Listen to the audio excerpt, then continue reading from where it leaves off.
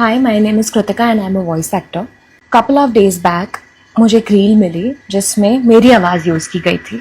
मेरी आवाज़ का बेसिकली क्लोन बनाया गया था और उन्होंने वो रील अपने कंटेंट के लिए यूज़ की. उसके लिए मैंने कभी डब नहीं किया है, लेकिन वो ऑफिशियली डब हुआ ही नहीं है और उसका हिंदी डब रिलीज़ ही नहीं हुआ है. और मेरे पास क्या प्रूफ है कि ये मेरी आवाज़ नहीं है. एंड आई फील सारे आर्टिस्ट को उसके खिलाफ होके कुछ तो बोलना चाहिए. Shinji, crank that, soldier boy. Soldier boy tough. भाइयों जरा ये हिंदी दब देखो। अच्छा रूडी, क्या तुमने स्कूल में रॉक्सी को सबसे मिलवा दिया?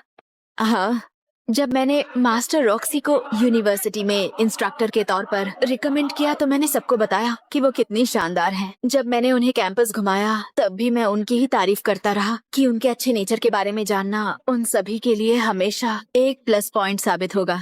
और तुम ये कमेंट पढ़ो, इस कमेंट में वॉइस एक्टर खुद आके बता रहा है कि ये उसकी आवाज़ नहीं है, इस आवाज़ को कॉपी किया गया है, चोरी किया गया है, एआई से क्लोन करके डब किया गया है. सोचो वो वॉइस एक्टर कितना ज़्यादा बेसहारा, कितना ज़्यादा अकेला होगा कि उसके पास कोई सपोर्ट नहीं है, उसके पास कोई ज़रिया नहीं है इस डब को हटवाने का, लोगों को बताने का, अपना टेक रखने का, कि उसको इस तरीके से कमेंट में बताना पड़ रहा है. जिस बंदे ने किया, जिसने ये क्लोनिंग की, उसको तो बस फॉलोअर्स चाहिए थे, उसको पैसे चाहिए थे, उसको पब्लिसिटी चाहिए थी. पर उस बंदे ने ये नहीं सोचा कि एक वॉइस एक्टर बनने में कितने सालों की मेहनत लगती है, कितने सालों का हार्डवर्क लगता है, कितने सारे कामों पे बार बार ध्यान देने के बाद किसी एक कैरेक्टर को, किसी एक डब को लोग जाके प्रेज़ करते हैं. किसी एक चीज़ के बाद जाके किसी वॉइस एक्टर को वो रिकॉग्निशन मिलता है, तब जाके एक वॉइस एक्टर खुश होता है, अपने काम को समझता है, उसे लगता है हाँ फाइनली उसकी मेहनत सक्सेसफुल हुई, फाइनली उसकी मेहनत रंग लाई. पर जब चीज़ें ऐसे कॉपी होने लगे, इस तरीके से क्लोन होने लगे, चोरी होने लगे, तो सोचो ये कितना ज़्यादा डिमोटिवेटिंग होगा, कितना ज़्यादा डिसहार्टनिंग होगा, कितना ज़्यादा अकेलापन करने वाला होगा कि सालों की मेहनत मिनटों में चोरी करके हज़ारों व्यूज़ ले गया और हम लोग बैठ के कुछ कर भी नहीं पाए. और तभी जाके ये सवाल उठता है कि क्या हम वॉइस एक्टर्स की, डबिंग आर्टिस्ट की सच में वो रिस्पेक्ट, वो इज़्ज़त, उनकी मेहनत के लिए सच में वो हम प्यार रखते हैं, या हम बस दिखावा कर रहे हैं. क्योंकि अगर ये दिखावा नहीं है तो हमें फ़र्क निकालना होगा. अगर ये दिखावा नहीं है हमें इन एआई स्लॉप को बंद करवाना होगा. अगर ये दिखावा नहीं है तुम्हें आके मुझसे, बाकियों से इन सारी वीडियोस को सेंड करके पूछना होगा कि ये एआई तो नहीं है. क्योंकि अगर ये एआई है तो हमें उसे तब का तब ही ब्लॉक करवाना होगा. क्योंकि अगर हम ऐसा नहीं करवाते हैं तो तुम ये कमेंट्स पढ़ो, लोगों को लगेगा ये रियल है, लोगों को लगेगा इंटेलेक्चुअल है, इंटरेस्टिंग है, पर सच हम ही बता सकते हैं क्योंकि हम ही कोड में बैठे हैं. So what's up anime? Anime का full form all nerds having interest in mature entertainment. तुम पीछे बियो कैसे हो? जहाँ पे हमने एआई की बात की, हमें उसके साथ ओरिजिनल ओजी की भी बात करनी होगी, उन्हें भी इम्प्रूव करना होगा ताकि ऐसी सिचुएशन वापस से कभी अराइज ना हो. तभी आज की वीडियो में हम लेटेस्ट आई MX प्लेयर का हिंदी दब, एनीवन इंडिया का हिंदी दब, हमारे मीडिया लिंक का दब, कुरुको नो बास्केटबॉल की बात करेंगे. इसी के साथ एनीमे टाइम्स के कैप्टन सुबासा के सीज़न 2 की भी, क्योंकि उन दोनों में ही बहुत कुछ है बात करने को. तो रिव्यू करेंगे, रेटिंग देंगे, रिएक्शन जज करेंगे और जानेंगे क्या ये इम्प्रूवमेंट है या चीज़ें डाउन साइड जा रही है. इसी के साथ मेरे थ्रेड को, मेरे इंस्टाग्राम को चेकआउट करो, जो भी हो मुझे सेंड कर दिया करो, मैं तुम्हें जवाब ज़रूर दूंगा. So without wasting any more time, let's get into this video. भाइयों, मैंने जब कल कुरुको नो बास्केटबॉल चालू की तो मैंने अपने एक्सपेक्टेशन, अपनी उम्मीदों, अपने हाइपनेस को बहुत कम कर लिया, मिनिमल पे कर दिया.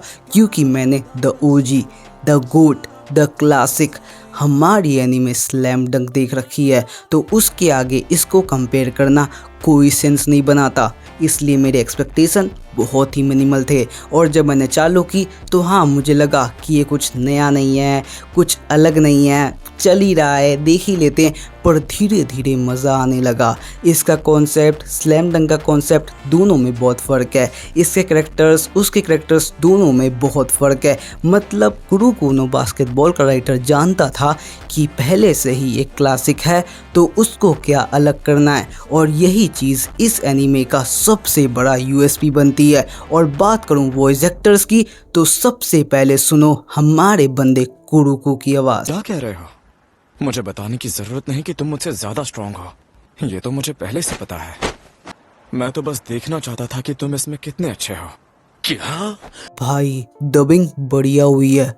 कुरुको के वॉइस एक्टर ने, चाहे वॉइस एक्टिंग हो, चाहे डायलॉग डिलीवरी हो, चाहे पॉजेज हो, चाहे उसके लिए जो स्क्रिप्टिंग मिली हो, जो मिक्सिंग की गई हो, जो पूरा कट तैयार किया गया हो, वो इतना ज़्यादा प्रोफेशनल है कि देखने में मज़ा आता है, सुनने में मज़ा आता है, ओवरऑल एक्साइट कर जाता है। तुम कब आए? मेरा पीछा कर रहे हो क्या? जाओ कहीं और जाकर बैठो, मुझे ज्वाइन करना है। ये बास्केटबॉल क्लब, मुझे इससे फर्क नहीं पड़ता, मैं अपना नाम लिख कर जा रहा हूँ। नहीं, कोई रीजन नहीं। देखो भाइयों, जैसी कागामी की पर्सनैलिटी है, उसका ऑरा है, जिस तरीके की उसकी पूरी आइडेंटिटी है, उस टाइप से जो डब मिला है, जो वॉइस एक्टर मिला है, उसने जो डबिंग की है, जिस तरीके से पॉजेस लिए हैं, जिस तरीके से डायलॉग डिलीवरी की है, भाई वो पीक पे है। एनीवन इंडिया, मीडिया लिंक, ये लोग वॉइस एक्टर चुनना सीख चुके हैं। प्रोफेशनल, एक्सपीरियंस वाले, जिनको पता है कैरेक्टर की डिमांड क्या है, वैसे वॉइस एक्टर ये लोग देखना चालू कर चुके हैं, उनको लाना चालू कर चुके हैं। इसलिए जो ये डब है कागामी का, वो काफ़ी ज़्यादा इम्पैक्टफुल लगता है, काफ़ी ज़्यादा पूरे सीन के साथ मिक्सअप होता है और पीक वाली फील दे देता है। पर बात वही है ना, जब चीज़ें कॉन्वर्सेशन में हो, ग्रुप में हो, तो फीलिंग आ रही है। तुम खुद देखो। इतना ऊपर, अब कागामी को कोई नहीं रोक सकता। इन्हें इनकी असली जगह दिखाते हैं। ओके, तो गेम ऑन। अच्छा, तो तुम्हारा स्वागत है। तो फिर वो कौन है? वो है हमारे adviser Takeda Sensei.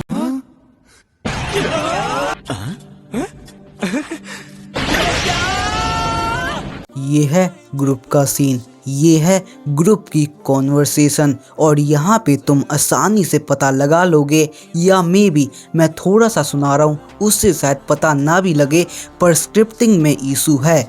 Direct Japanese को हिंदी में ट्रांसलेट करवा के बुलवा दिया गया है। जो फील होता है, पता चलता है, कहीं ना कहीं ये चीज़ मिक्सिंग में भी लगने लगता है, पर इसके बावजूद डब अच्छा है। मैंने ब्लू लॉक देखा है, मैंने हाइकू देखा है, मैंने बहुत सारे स्पोर्ट्स के डब देखे हैं, और उन सब से कंपेयर करूं तो हाँ, ये बेटर है, ये ज़्यादा प्रेफरेबल है। और अगर तुम्हें ये देखना है, तुम्हें कुरुको नो बास्केटबॉल देखने का मन है, तो मेरी तरफ से हाईली रिकमेंडेड है। मेरी तरफ से रेटिंग रहेगी अराउंड 6.5 की। और अगर तुमने देख लिया है, तुम्हें कोई इशू फेस हुआ है, मुझे नीचे बता दो ताकि मैं एनीवन इंडिया को सेंड कर दूं। चलो आओ कैप्टन सुबासा के सीजन 2 का डब सुनाऊं। ये स्कूल के बच्चे अच्छा कंपटीशन दे रहे हैं। सही कहा, मिडफील्ड पर इनका पूरा कंट्रोल है। मुझे ये कहना था कि अगर तुम वहां होते अटैकिंग मिडफील्डर की पोजीशन में तो ऐसा नहीं होता। लेकिन मिसुगी, ये तुम्हारे बारे में भी कह सकते हैं।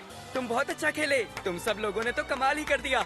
हम जीत गए सुबासा, हम लगातार जीत रहे हैं। शॉट बहुत अच्छा था ह्यूगा। हाँ, तुमसे मिलकर अच्छा लगा। मिसुगी, तुम्हारे पास सुबासा के लिए कुछ नहीं है? एनीमे टाइम्स ने कैप्टन सुबासा की डबिंग वैसी ही की है जैसे सीज़न 1 की थी, जैसे सीज़न 1 में हुई थी। ना ही कुछ चेंज है, ना ही कुछ एक्स्ट्रा हुआ है, ना ही कुछ अलग फील हो रहा है, सब कुछ वैसे का वैसा ही। और पर्सनली मैंने भी कुछ एक्सपेक्ट नहीं किया था, और at this point anime times जो भी कर रहा है वो खुद के लिए कर रहा है, क्योंकि चाहे फीडबैक दो, चाहे उन्हें बताओ, उनके आगे उनकी गलतियाँ रखो, वो सब कुछ इग्नोर कर देते हैं। तो अगर तुम्हें सीज़न 1 का डब पसंद आया था, तुम सीज़न 2 का भी डब संभाल लोगे। मेरी तरफ से 4.55 की रेटिंग। बाकी तुम्हें आज की वीडियो में क्या चेंज चाहिए, क्या सही लगा, क्या हमें करना चाहिए, सब कुछ मुझे बताओ, क्योंकि तुम्हारा फीडबैक मेरे लिए इम्पोर्टेंट है। सो आज की वीडियो रैप करूँगा। उम्मीद करूँगा इस वीडियो ने तुम्हारी लाइफ में नई वैल्यू, नई लेसन कुछ ना कुछ तो ऐड किया हो तो वीडियो को लाइक करो, चैनल पर नए आए हो सब्सक्राइब करो, जितना हो सके शेयर जरूर करना यार। तो मिलूंगा अपने के लिए ऐसे ही एक्साइटिंग वीडियो साथ। तब तक के लिए जय हिंद, जय भारत, वंदे मातरम।